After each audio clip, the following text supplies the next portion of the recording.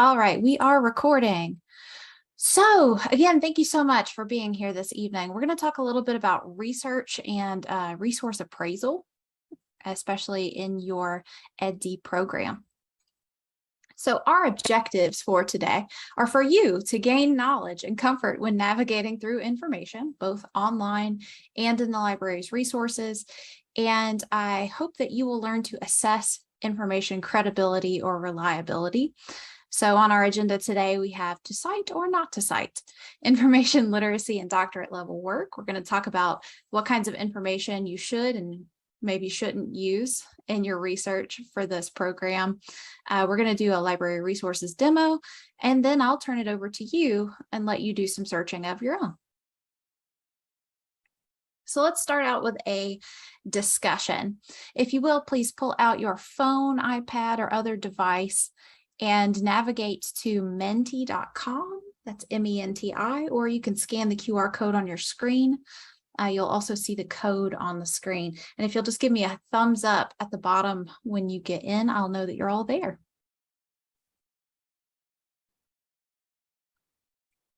I got one. That's great. That means it's working.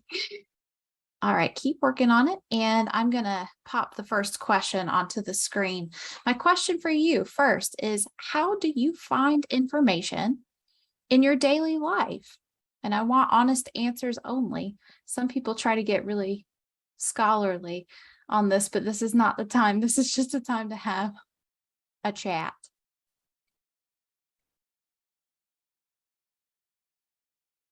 Hello to our newest edition. We are doing a Menti poll. So if you'd like to pull out your phone and navigate to menti.com and use the code on the screen, you can join the conversation.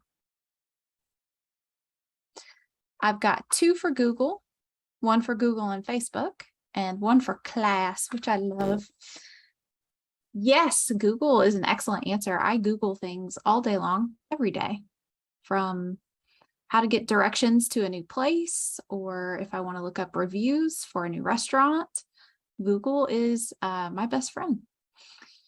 Facebook comes in a close second too. I'm really appreciate the honesty there, because a lot of the time we find breaking news and information through social media.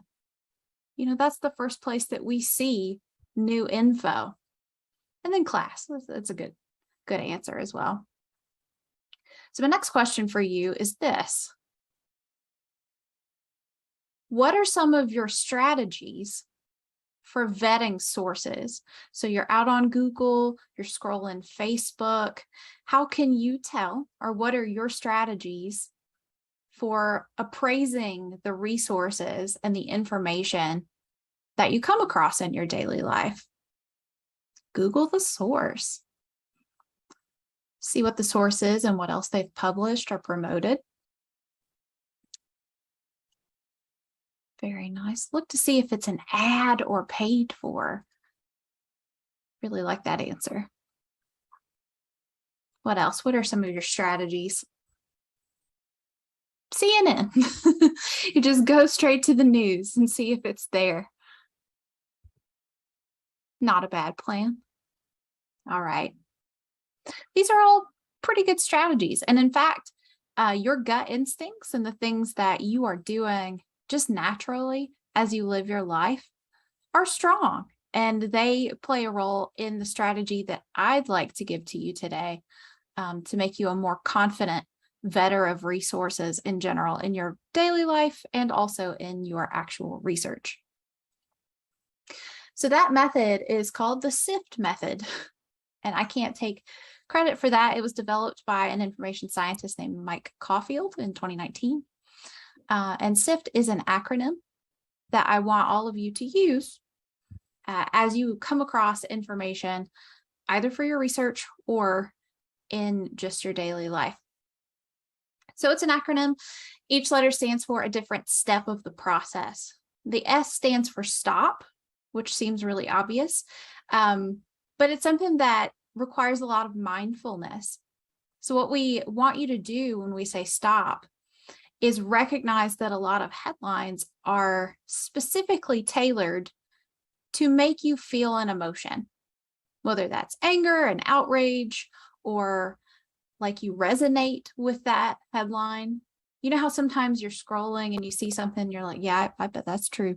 And you don't stop to think about, is that true? And how do I know? Or you see a headline and it makes you really, really angry. And you don't really move past that feeling. You're just angry. We need to stop, feel our feelings, and then let them go and get ourselves into a more logical mindset. Then we move on to the I. The I in SIFT stands for investigate the source. And a lot of you talked about this in the Menti poll, right? You're like, I Google the source. I try to figure out if it's an ad. Those are great instincts. What I want you to do is check out the author. I want you to see who wrote it, maybe Google that person, and see if they have the kinds of credentials that would benefit someone if they were writing about that subject. There are a lot of very smart people in this world who are qualified to do very specific things. But sometimes very smart people who are very qualified to do a specific thing give their opinion on other things. And so we need to make sure that the person who's writing, even if we know the name, even if we trust the source, we need to dig and make sure that they're qualified to talk about this subject. Now, what makes an expert an expert? It can be a lot of things, right? So an advanced degree helps. That's a cool sign, right? But you don't have to have an advanced degree to be an expert. Someone with a lot of lived experience could be an expert in a topic. I like to give the example of phlebotomy, right? So someone who's been drawing blood for 30 years can probably teach you a thing or two. So, you know, expertise can come in a lot of ways. So investigate the source, see who wrote it, but also investigate the publisher. So don't just blindly trust any publication that you might know just offhand by title alone. And especially question titles that you've never heard of. So if you go out and you find an article and it makes you feel feelings and you start investigating the source, look up the publication, make sure they're legitimate. In your case, maybe make sure that they are an academic or scholarly journal, something that requires peer review for its articles to be published. That's a gold standard for research, especially at this level. Additionally, ask yourself what biases they may have. This is more for news sources and in your daily life. Question their biases. And also, like somebody said earlier, see if it's an ad or if they're trying to potentially sell you something. The F in SIFT stands for find better coverage. Sometimes this just means find other coverage. If you find an article and it is the only one talking about a thing, that should be a huge red flag to you that no one else is talking about the thing. Otherwise, try to find coverage in a trusted source that you already know. For news things, that could be the AP or Reuters. For the education field, it might be a trusted trade publication. So try to find better coverage elsewhere. And then the T says trace claims, quotes, and media back to their original context. We want to make sure that people aren't misrepresented in their words. So we can go back, Google the quote that you found, and see if you can find the original source for that and make sure that they were accurately represented in the media that you are partaking in. So this is really great for day-to-day life. It's also good for your scholarly communication because you want to make sure that you're using only the highest quality sources when we're engaging in this kind of academic discourse, right? So we don't want to pull junk resources out of nowhere. We want to make sure we're using the right kinds of things.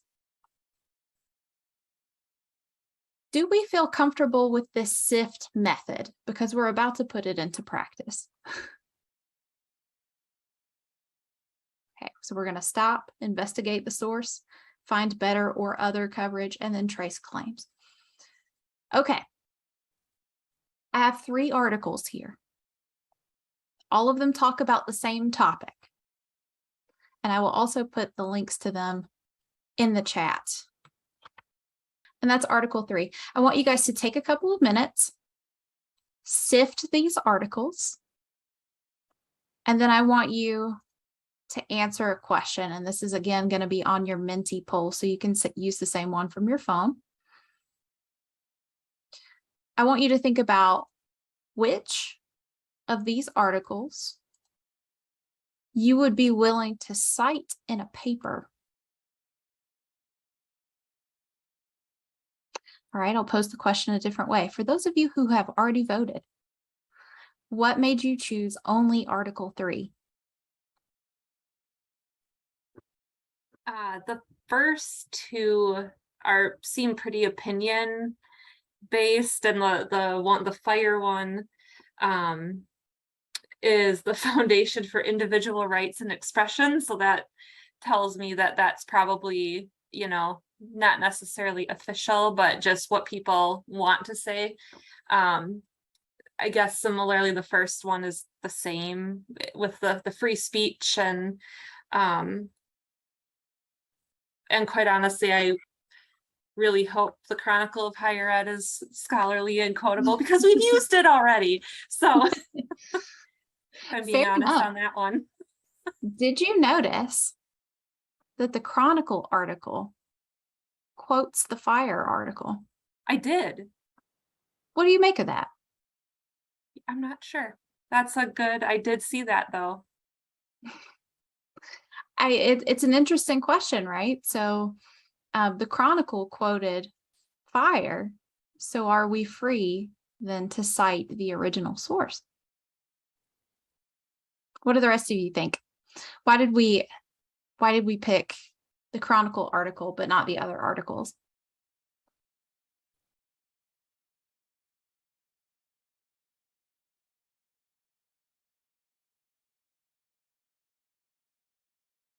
I feel like we can toss out link number 1 off the bat, right? Because it starts out with op-ed, which means opinion editorial.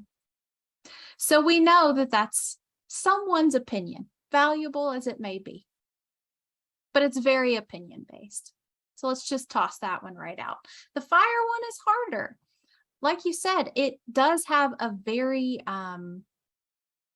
insightful, and I don't mean that like insightful, but I mean like insightful headline. St. Vincent College president says he gets to pick all the speakers now. Like, that's meant to make you feel something, don't you think? Yeah. Did anybody Google the author? Alex Morey. Oh, Teresa says it looked like an ad a little bit.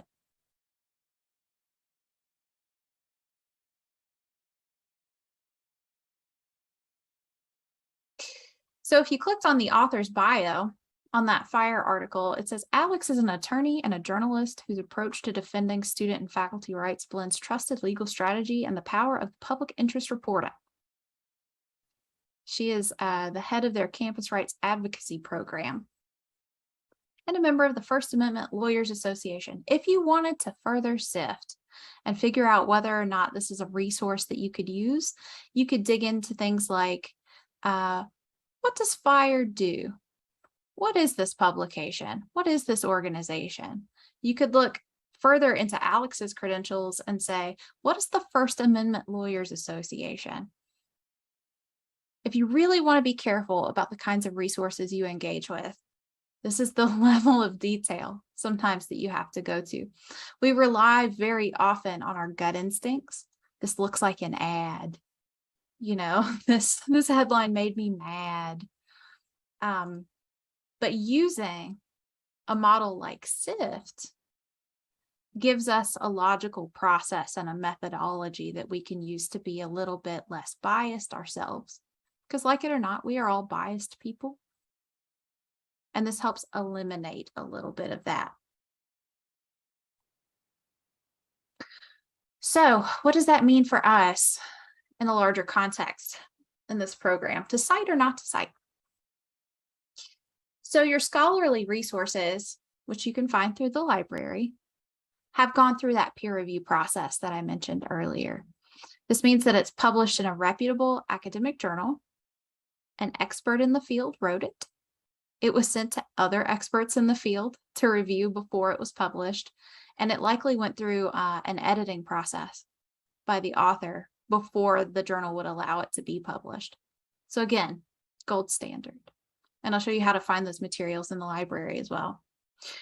Trade pubs, trade publications. The Chronicle of Higher Education is a trade publication. So it is essentially a magazine, if you will, that is targeted directly to higher education. Sometimes those articles are citable. Sometimes they're not.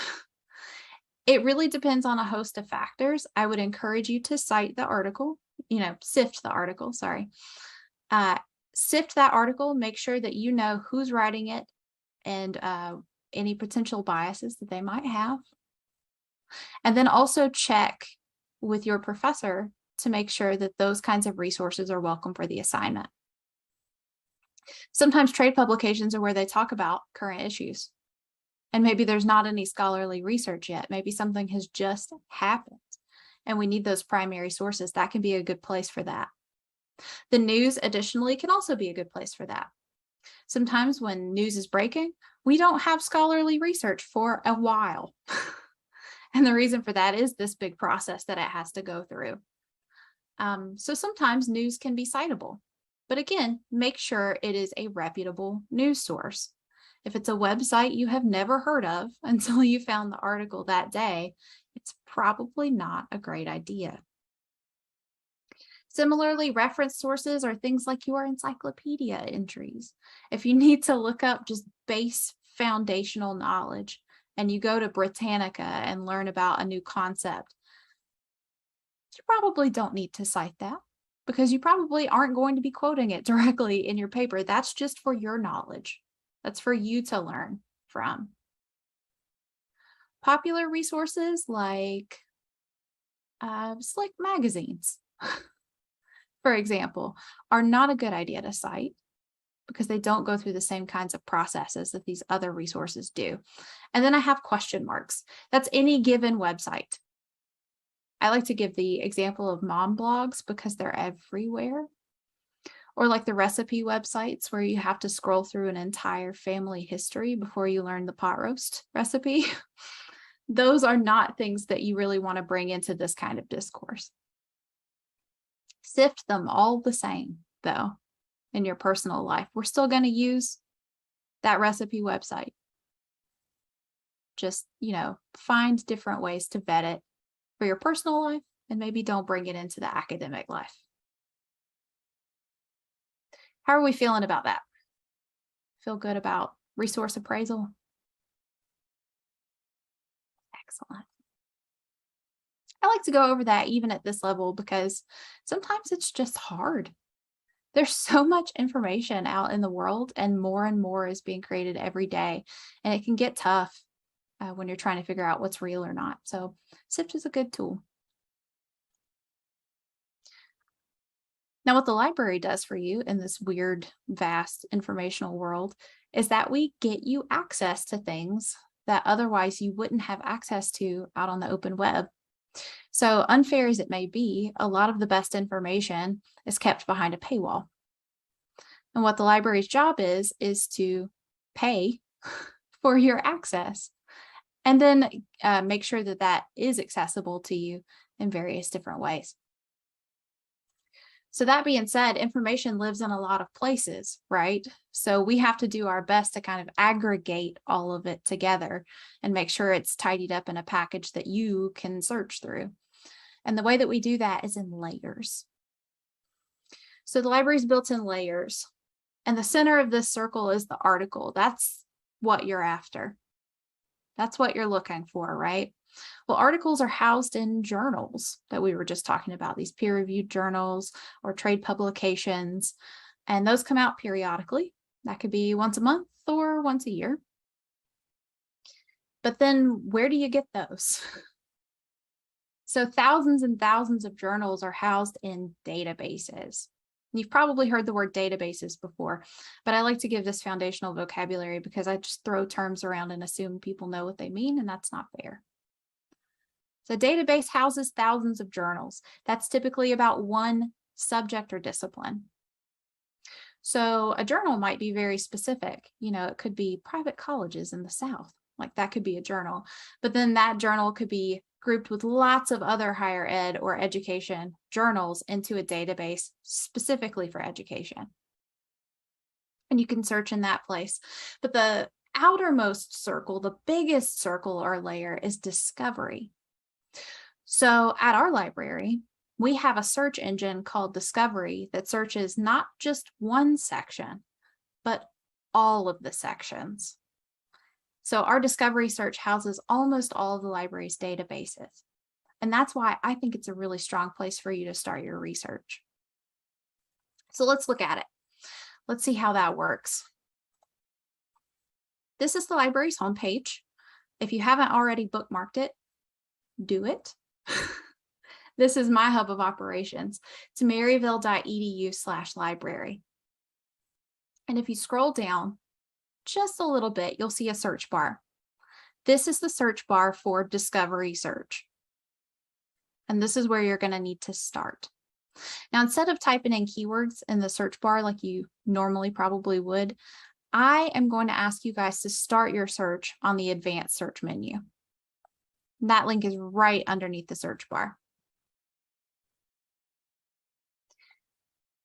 Here things get a little bit more complex, but also easier in the long run. Your job initially is to take your topic and boil it down into its basest parts until you have search keywords. So just one word or short phrases that you can search for in here to get the results that you need. So as opposed to Google, where you would go and type in, what time is it going to rain today? You need to boil that down into its baser parts here. So let's say I am interested in enrollment and COVID-19. So that's a hot button issue right now. I might specify that I need higher education, and I would type that into the first bar. But you see there are multiple bars here, so I can split my keywords across them. And what it does is add an and in between my keywords on these different lines. If I need more lines, I can hit the plus button. So I'm going to say higher education and enrollment. And then I also want to factor in COVID-19 because things have gotten hairy lately. And that's a factor. And then I can click search.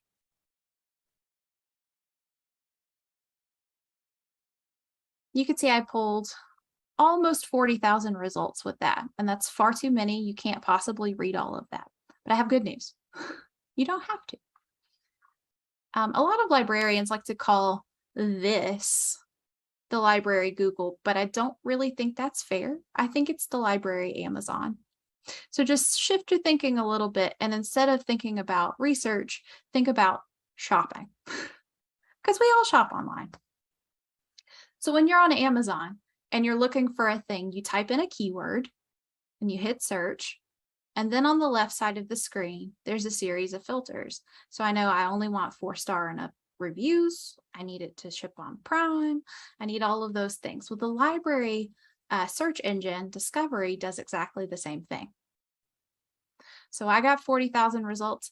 I don't need to buy 40,000 items. I need a handful of items. So I'm going to filter. Starting up here, the first one is full text. At this level, if you were a brand new student who was like first year undergrad, I would say, yeah, go ahead and click this. But since you're at the doctorate level, I'm going to say use with caution. Because in this repository, in this search engine, we have articles that we do have access to and articles that we don't have access to. Now, why would we have articles that we don't have access to listed? Because we want you to know it exists. And the fact is, we can borrow it from another library if you need it.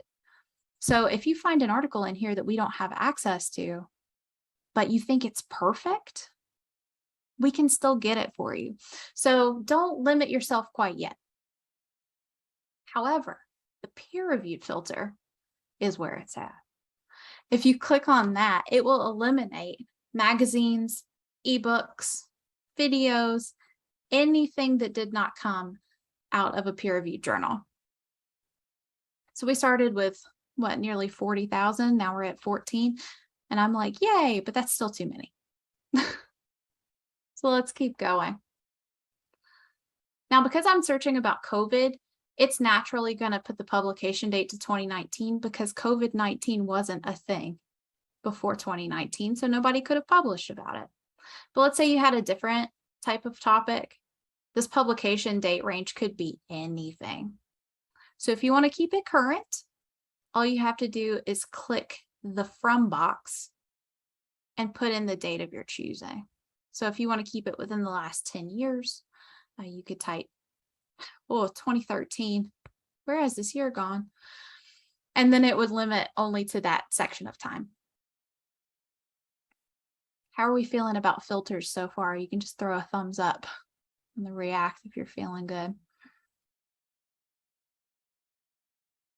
Got 1 thumbs up, 2 thumbs up.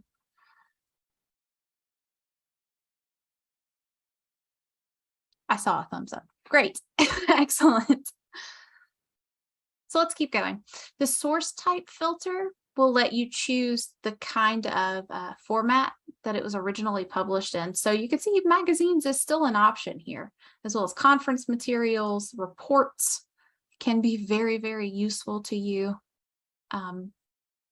So if you do want a magazine article, for example, and you haven't clicked peer reviewed, you could select that down here and see what we've got.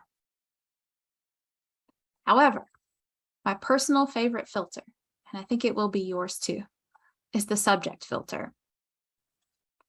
And it's a little bit hard to explain. It's harder than the others to get a grasp on. But I want you to think of it like a hashtag on social media. So I'm going to click the show more button down here. And what you're seeing are essentially hashtags where librarians have tagged articles with a subject. Most of them are tagged multiple times. So you know how you go on Instagram and you see a hashtag at the end of a post, and if you click the tag, it will take you to all the other posts that are tagged the same way. This is our equivalent of that. So your job in the subject filter is to find the subject tag that most accurately represents what you're after. And we want to do these one at a time. So I know that I need information about higher education and not medical personnel. So there are 323 articles in this bunch that are about medical personnel, then we're tagged that way. We don't want that. We're looking for the things that are most relevant to us. So I'm going to click higher education and then update. And that bumps us down to 687. Now, the beautiful thing about the subject filter is that it layers on itself. So I can go back down, click subject again, show more, and then find another subject tag that is relevant to me. I really like to find one about enrollment. There we go, college enrollment. And there's also just enrollment. So I'm going to hit update. And now we only have 9 articles. And I can definitely read all of those titles and abstracts and determine if any of them are relevant to me. Does that make sense? Do we feel comfortable using the subject filter? That is your most powerful tool.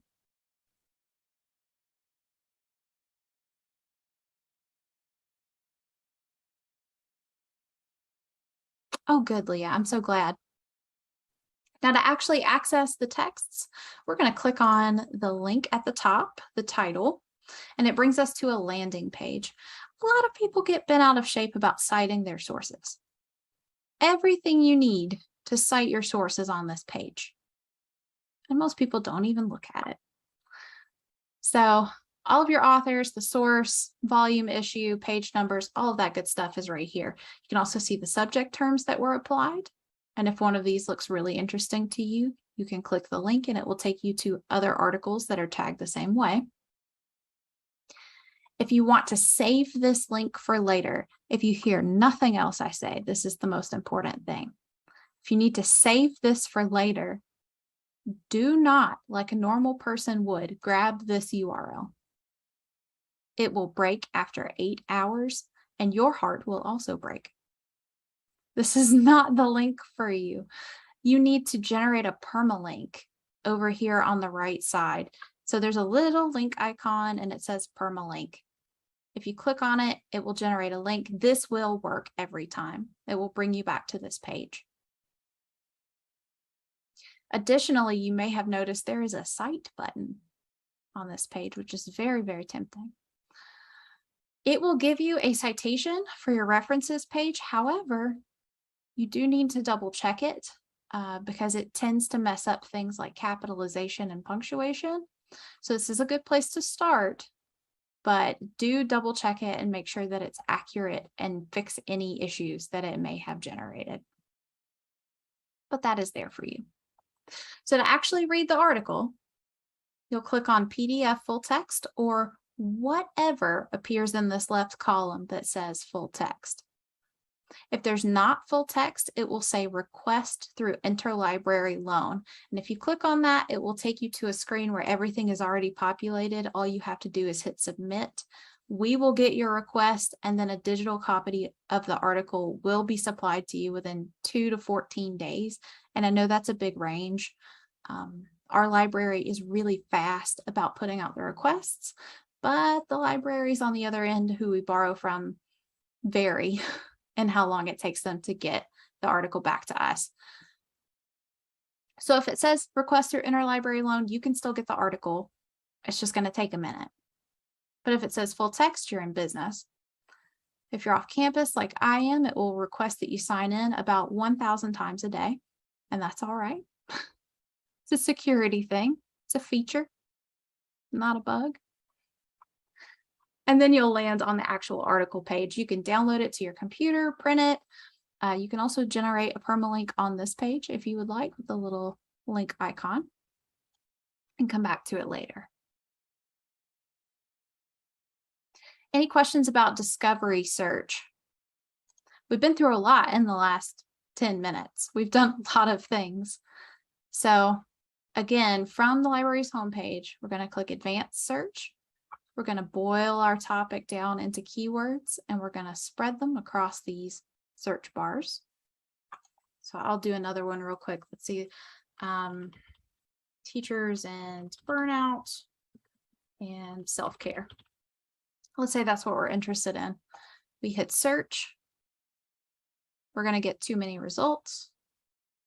19,000. We're going to apply our filters, especially the subject filter, and then start reading. Now I'm using this layer model, so I can't not talk about databases. Sometimes you're searching in Discovery and the subject filter is not enough, and you're getting thousands of results about something not related to education whatsoever, because it's not dedicated just to education. It's also English literature and nursing and all of these other subjects. Sometimes our keywords aren't specific enough and we get results about other fields. So if you want to go straight to the databases individually, you can do that. Now remember, each database is going to house thousands of journals, and one database will house different journals from another. So we have a variety to choose from. For education, I'll show you what there is on offer and which ones are your best bets. So to get to the individual databases, you have to do something a little different and hover over resources here on the library's homepage. Then click on databases. This lists all of our databases in alphabetical order. Right now we have 132. If you want to see only education, then you would go to the subject dropdown, find education, and it will list all of the ones that we have tagged as education databases. Up here at the top, you see a yellow box with your best bets. Of these, ERIC is industry standard. Everybody knows and loves ERIC, so definitely use that. The good news about ERIC, especially, is that it works exactly like Discovery because it was built by the same company. So if you hit advanced search, by the time you hit this menu, you'll see your familiar search boxes. The filters work the same way as well. So same skill set. You're just in a very specific set of journals. Additionally, you might be interested in education full text. This is like the dark horse database. People kind of skim over it because it has such a plain name, but it actually has more journals in it than ERIC does at this point for full text. So definitely check this one out as well.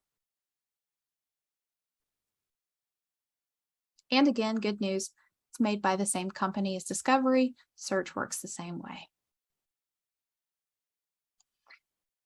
However, because you guys are talking about all kinds of things relating to higher education and not just the teaching itself, you might find yourself interested in other disciplines, maybe business or psychology or statistics, news, something like that. So on this A to Z page, instead of just looking at education, you might want to click on business, or you might want to click on psychology. You may need research that you're not going to find in an education database.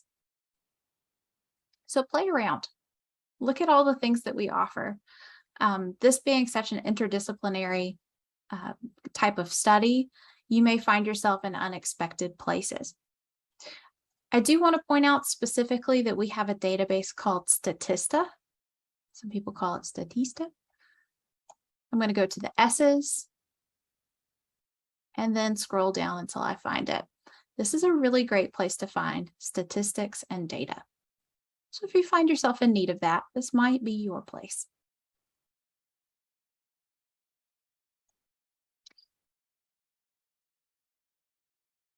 The magic word for this course is going to be synthesis. Now, a lot of people start off on their research and they're really confident and they're feeling great, and they get out into what exists and they say, there is not an article about this. I need to change my topic. And no, you don't necessarily need to change your topic. What you are going to be expected to do at this juncture is take portions of your research and find articles about portions of your research, and then synthesize the ideas from different types of research together into something new. In nursing, they have an acronym for this called PICO. I call it making pico de gallo, right? So you're going to take a tomato, which is part of your research, and you're going to take a lime, which is part of your research, and an onion, which is a different part. And you are responsible for chopping it up, mixing it together, and making something new. So don't give up. If you don't find an article that really covers every part of your research question or your idea, find articles that cover part of it. And if you can find all of the disparate parts and put it together, you've done really well.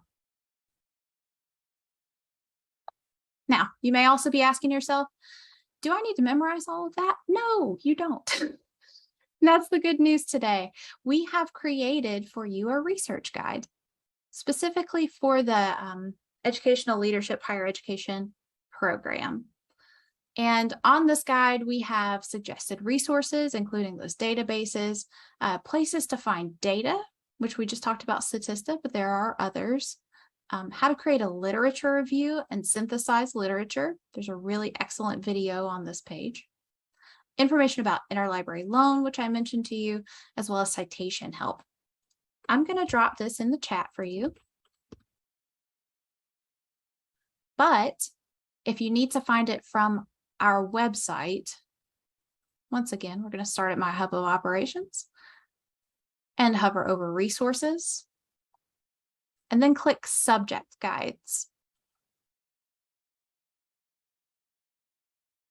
From here, we're going to look at all the different disciplines and find education, and then educational leadership, higher education, and that will get you there as well.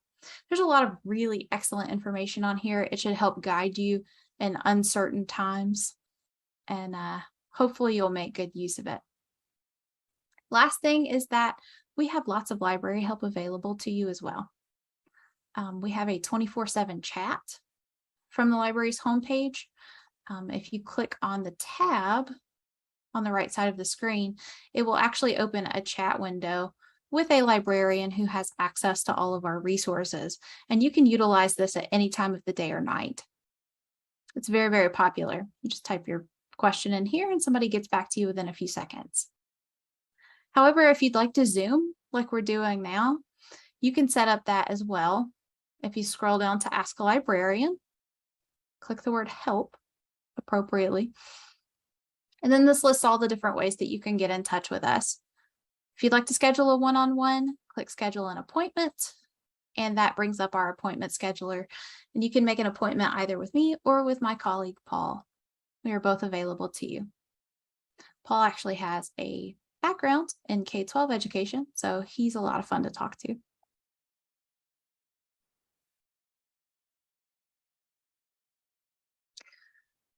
So I am going to do last call for questions. I'll answer anything that you might be wondering about, and then I'll turn off the recording. And if you'd like to stay and run some searches of your own, I will stay on the call with you and answer questions as they arise. But before that, do you have any questions about what we talked about? I just want to mention, as Amber said, with the APA citation tool, like she said, make sure it's correct. So it can be a starting point, but I can tell the folks who just use that and those who use it correctly, because as she said, even the title of a journal article, not every word is capitalized, and the one that she clicked on did that. So just pay close attention to that, but it can be helpful otherwise, but make sure it matches with the rules for APA. I will say it pretty consistently messes up the capitalization. Okay. Yeah,